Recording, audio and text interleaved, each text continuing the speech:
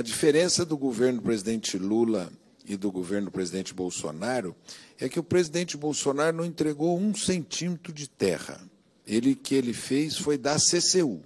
Ele fez renovar a CCU. É como se eu renovasse a minha carteira de habilitação no órgão de trânsito. Ele renovou as CCUs e não fez reforma agrária. Nós estamos distribuindo terra novamente, e aí eu quero dizer do nosso respeito à Constituição. Eu respondo ao Ministério Público Federal, eu respondo ao Tribunal de Contas da União, eu respondo à Justiça brasileira.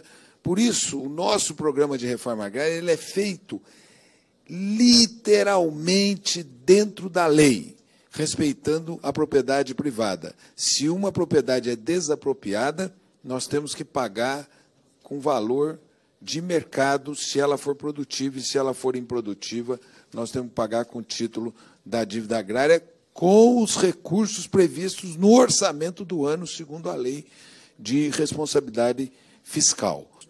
Nós fizemos um programa que contempla todo o conjunto de organizações do campo brasileiro.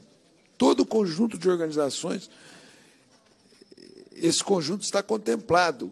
Nós não temos nenhum viés para nenhuma organização. Eu sou muito recebido na CONTAG, eu sou muito bem recebido na FETRAF, eu sou muito bem recebido no MPA, eu sou muito bem recebido na OCB, eu sou muito bem recebido na CNA. Portanto, eu tenho por obrigação receber todas as organizações no campo. Eu acho, por exemplo, que nós deveríamos rever o orçamento que é destinado ao MDA por essa casa. A minha opinião, um orçamento inadequado para o número para os desafios que nós temos no Brasil, que é os desafios de natureza social e os desafios de natureza de produção de alimentos para o povo brasileiro. Mas esse debate nós vamos fazer no seu tempo. Se você quer um INCRA poderoso, nós temos que aumentar o orçamento para as políticas públicas e diminuir o tamanho das emendas obrigatórias. O que o Brasil não quer é elevar impostos. Bom, já que nós não queremos elevar impostos, a disputa orçamentária é essa. Ou você pulveriza na mão dos parlamentares, ou você põe em políticas públicas. E é por isso que eu tenho o desejo de aumentar o orçamento do INCRA para os anos seguintes. Nós estamos cuidando corretamente de Itanhangá. O que já foi feito em Itanhangá?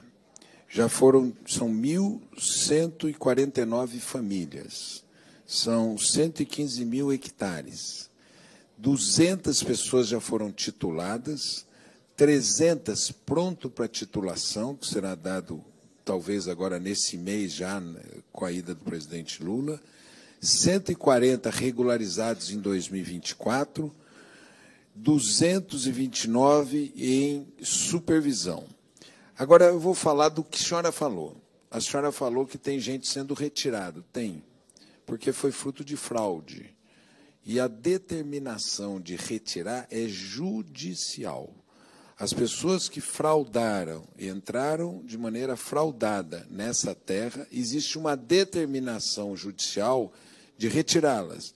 E eu não posso, nem o presidente do INCRA, prevaricar. Logo, aquelas pessoas que entraram de maneira fraudulenta têm que ser retiradas, porque é uma determinação, uma decisão judicial, e nós temos que cumprir decisão judicial. Certo? Uma outra coisa que é importante dizer para a senhora sobre o Mato Grosso. O Mato Grosso, nós estamos fazendo uma disputa judicial para recuperar assentamentos de terras que estavam destinadas a assentamentos de reforma agrária e que foram ocupadas ilegalmente. E aí eu pergunto para a senhora se a senhora é favorável a essa ocupação ilegal de terras da reforma agrária. Por exemplo, a gleba gama, a gleba nhandu, a gleba mestre, a gleba macaco.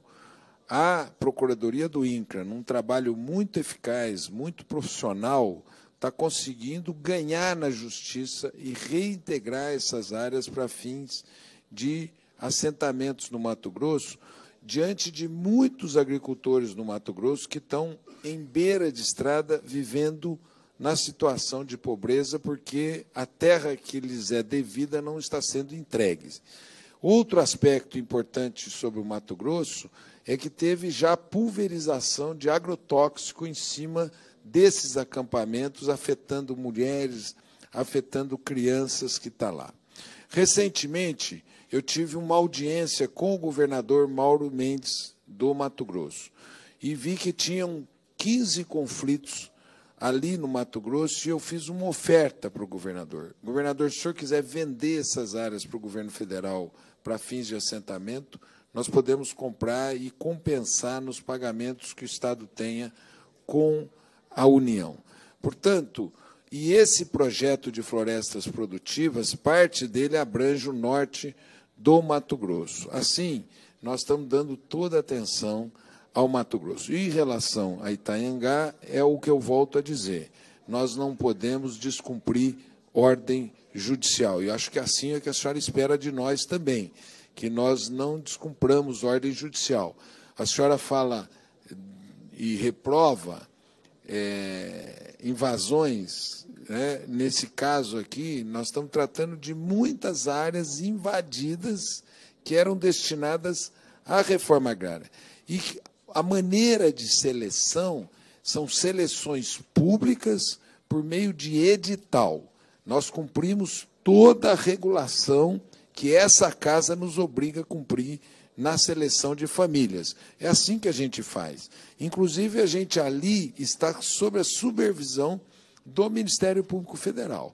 Portanto, eu até recebi o prefeito de Itanhangá, o ex-prefeito de Itanhangá, recebi o atual prefeito de Itanhangá, recebi uma bancada de vereadores de Itanhangá, recebi também parlamentares federais dispostos. Me lembro, coronel, que eu estive com a senhora numa reunião virtual sobre Itanhangá. Me lembro que eu tive com a senhora numa reunião presencial aqui no gabinete do coordenador da bancada do Mato Grosso aqui. Portanto, o Mato Grosso, para a gente, é fundamental. Agora, o Mato Grosso, nós temos que também fazer programas voltados a essa população do Mato Grosso, que é cliente dos programas de reforma agrária. Nós não podemos dar as costas para ela e deixá-las de lado. Então, as pessoas a que a senhora se refere são pessoas que a Justiça determinou, depois de uma investigação da Polícia Federal, acompanhada pelo Ministério Público Federal, que fizeram com que nós tenhamos que reintegrar essas terras e destiná-las àquelas pessoas do município que são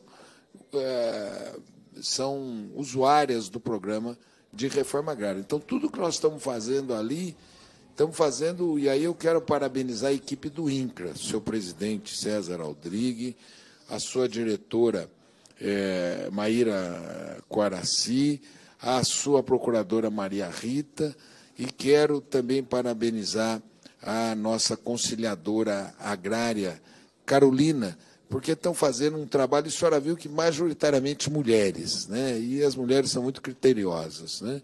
Então, estão fazendo um trabalho desse tipo lá, e eu quero justificar. Se eu não fizesse, se o INCRA não fizesse, se a diretoria do INCRA não tomasse essas providências, estaríamos acusados de prevaricação e de desobediência de ordem judicial.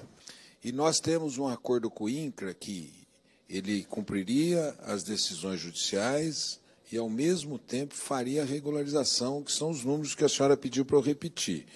Repetindo, são 200 titulados, 300 prontos para titulação, 140 regularizados em 2024, 229 em supervisão e 280 ajuizados. São aquelas situações que são fruto de uma determinação judicial em decorrência de investigações criminais, que as ações foram ajuizadas pelo Ministério Público Federal no ano de 2022. Portanto, essas ações são decisões judiciais que nós temos que cumprir. Segundo, a senhora fala sobre o projeto de assentamento ENA.